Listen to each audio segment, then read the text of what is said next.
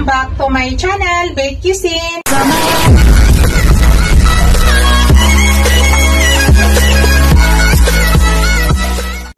Hello guys, today's video guys, I want to share with you. Magluto tayo guys ng pork adobo. Ayan na po yung ating pork guys. Minarinate ko yan sa ground black pepper, tuyo, at saka nilagyan ko yan ng garlic powder. I-twist po natin ngayon guys ang ating adobo. Lagyan po natin siya ng pineapple juice. Ayan po yung pineapple juice natin. Ito po yung sangkap na ilalagay natin guys. Maglagay tayo ng buong paminta, laurel, at saka maraming bawang. At saka gagamit tayo mamaya ng suka, tubig, at malagay tayo ng konting sugar din guys ha. So let's go guys. Umpisa na po natin ang pagluto sa ating adobo. Hello guys, ayan, nagpainit na ako ng pan. Unang ilalagay ko guys yung pork. Huwag nyo ihalo yung sauce guys ha. Saka na lang ihalo yung sauce. Tanggalan natin ng konting tapa guys.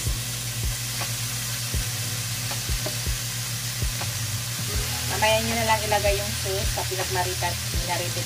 minarinitan nyo. Nagulol ako ma.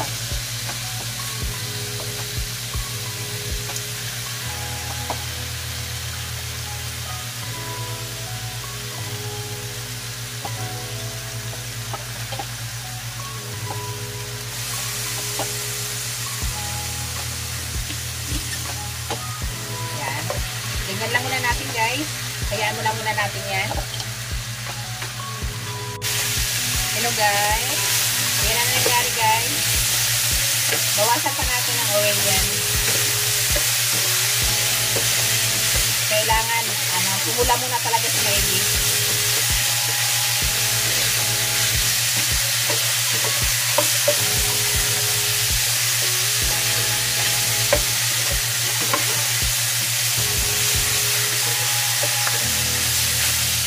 Marap.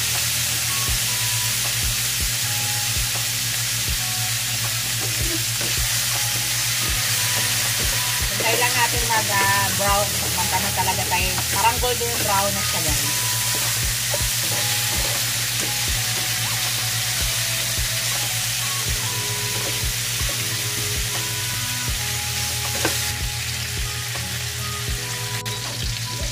Guys.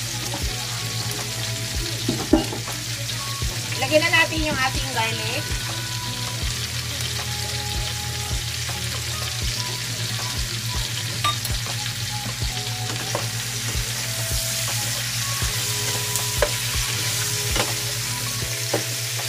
Kita nyo guys, golden brown na siya. Yan, pwede na yan. Lutuin muna natin yung garlic natin.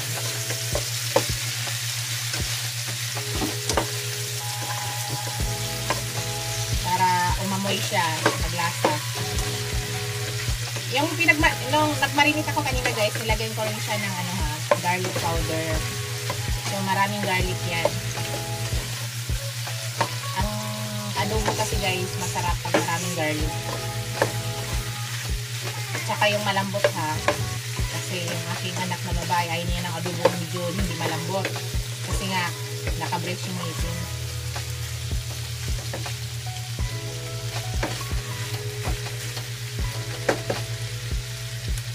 Maya-maya konti guys, ilagay na natin yung ating pinagmarinitan at saka maglagay tayo ng tubig at saka ilagay na natin yung pineapple juice. Hello guys, ilagay na natin yung pinagmarinitan natin. Tapos ilagay na natin yung pineapple juice natin guys.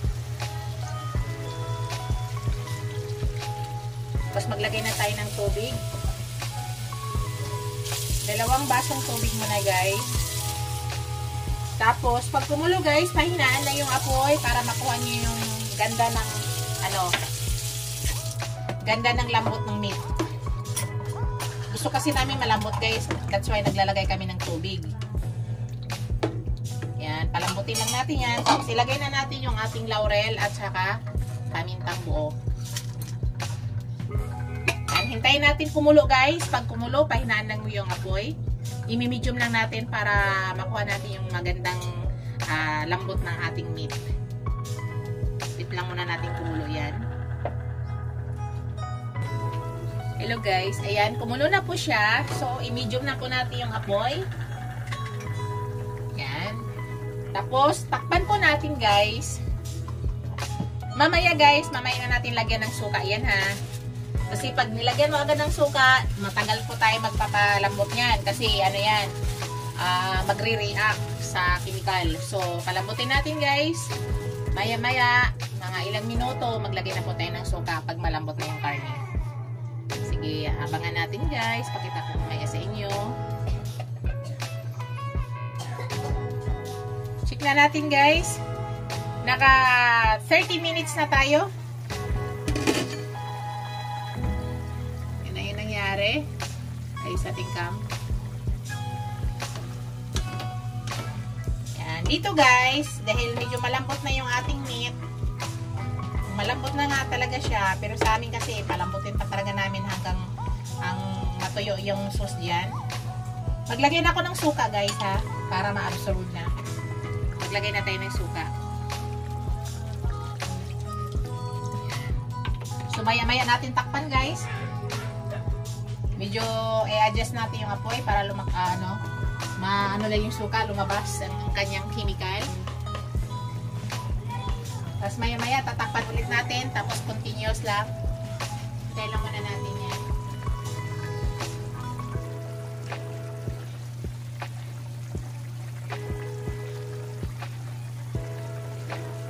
Bago pala lahat, i-shout out ko yung aking mga channel members, subscribers, viewers, silent viewers. Maraming salamat guys sa walang sawang suporta nyo sa aking channel.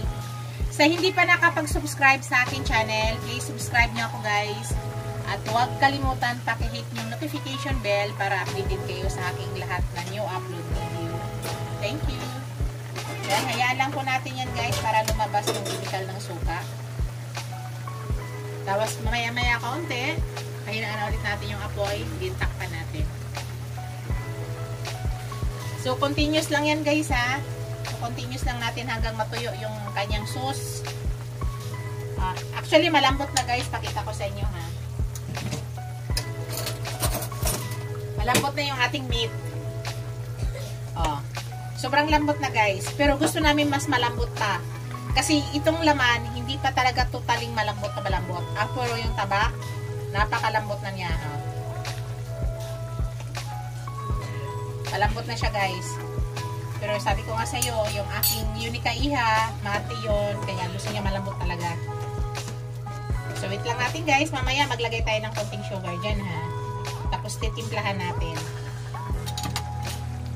Sa ngayon ko pala guys, titimplahan muna natin para alam natin i-adjust yung lasa kung may i-add tayo. Timplahan ko muna siya guys bago natin tatakpan.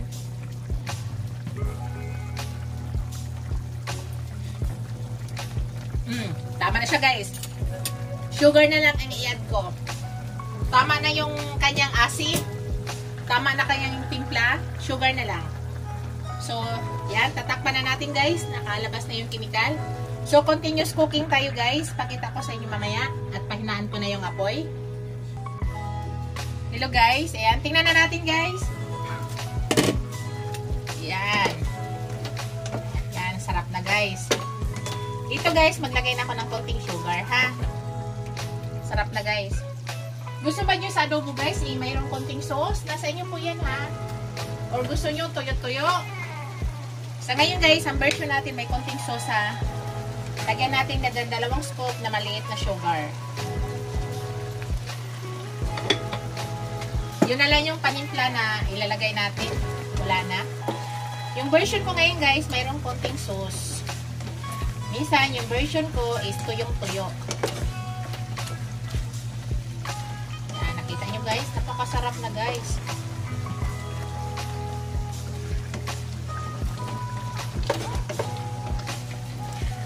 Napakasarap. So, tikman natin. Tikman time yan guys. Kita nyo guys, nag-ano yung mantika. Pwede tayo kumain ito minsan-minsan na lang. Promise guys, yummy-yummy na talaga. At saka yung tender ng meat niya, napakasarap oh. Nakita nyo guys, sobrang lambot na guys.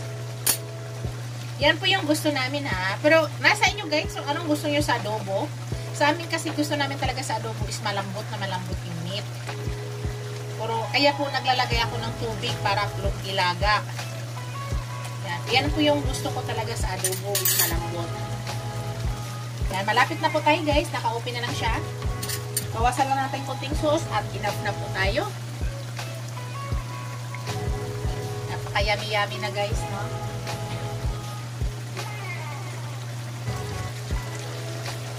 Guys. So, yan na yung aking adobo guys. Papatay na natin ang ating apoy. Yan na po yung aking pork adobo with pineapple juice. Yan na po. So-zoom natin guys para kitang-kita nyo ang ganda. Yan. Yan na po ang aking pork adobo with pineapple juice. Thank you for watching guys. Don't forget to like, comment, share, and subscribe to my channel. See you in my next video guys. God bless us all. Shout out pala sa aking asawa nasa Yanbo. See you soon daddy. Shout out sa aking dalawang apo, si Prince Walter at saka Harry Walter. Thank you guys. Bye.